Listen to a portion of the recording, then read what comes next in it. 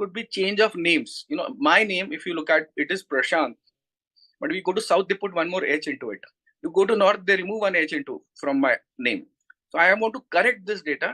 Organizations have to give me an interface where I can change my data. And even if I don't change this data, it could lead to not following the rights being given to me for the data principle. And I, as Prashant, because my grievance was not handled, I can also refer this to the board.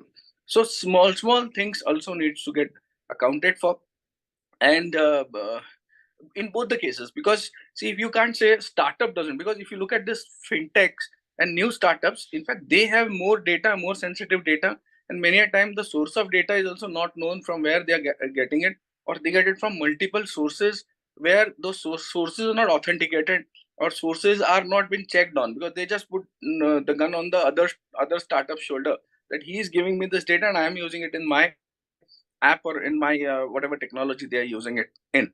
So now the whole flow has to be mapped from what is the source, where it is coming from, how is the consent managed, how is the managed consent been demonstrated to the other client who has taken the source of this data, etc., etc. So equally benefited. I think Pavan can put more light on it.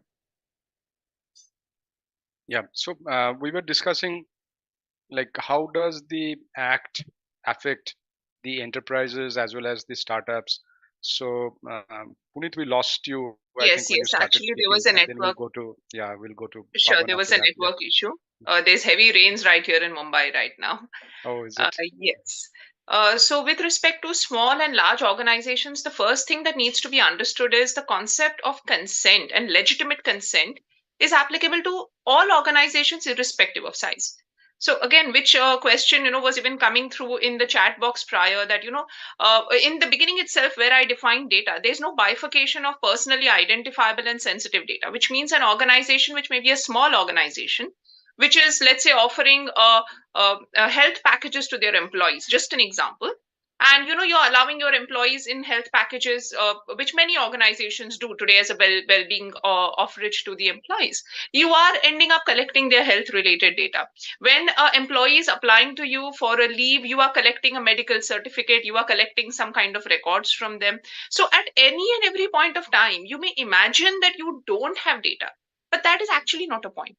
So you cannot say that I'm not taking data pertaining to your exact health condition, or I'm a smaller organization, I don't collect financial information, so I am not coming within this ambit. That is not how it works.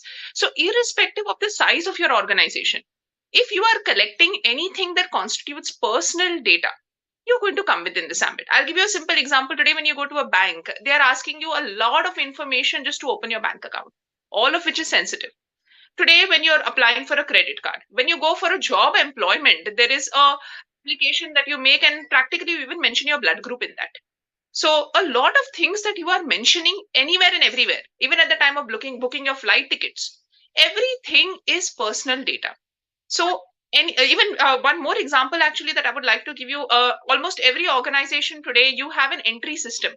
Now, when a person is coming at the entry system, you're checking their ID, you're noting down their personal information. Societies, cooperative housing societies today, everybody has that particular app-based system. Now, do you realize the amount of data that is getting collected out there, and all of this is going to come within the ambit of the act. So it cannot be that only the bigger organizations have to be compliant. Today, anybody and everybody is dealing with data, including professionals. Today, if you see, large organizations of professionals are also handling sensitive data, financial data, banking information, digital signatures. So many things are there. The more the digitization